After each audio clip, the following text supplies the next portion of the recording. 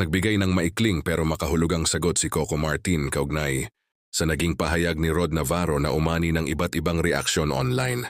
Sa gitna ng issue na natiling kalmado at maingat sa pananalita ang aktor na mas piniling linawin ang kanyang panig kaysa makipagbangayan.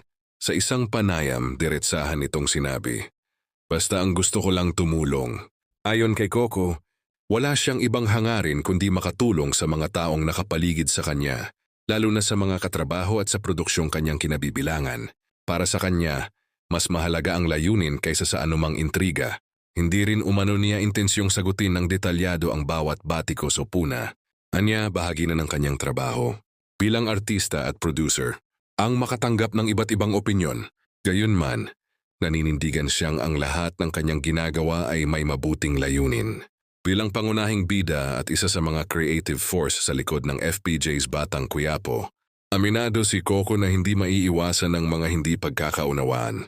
Ngunit para sa kanya, mas dapat pagtuunan ng pansin ang kapakanan ng proyekto at ng buong team kaysa sa personal na issue. Samantala, agad namang naglabasan ang suporta ng kanyang mga tagahanga. Marami ang nagsabing kilala si Coco sa pagiging mapagbigay at matulungin, kaya hindi na sila nagulat sa kanyang naging pahayag. Para sa kanila, consistent ito sa imahe ng aktor bilang leader na inuuna ang kapakanan ng iba. Sa huli, malinaw ang mensahe ni Coco. Wala siyang balak palakihin ang issue. Sa simpleng linyang gusto ko lang tumulong, ipinapakita niyang mas pinipili niyang magtrabaho at magbigay ng ambag sa industriya kaysa makisawsaw sa kontrobersya.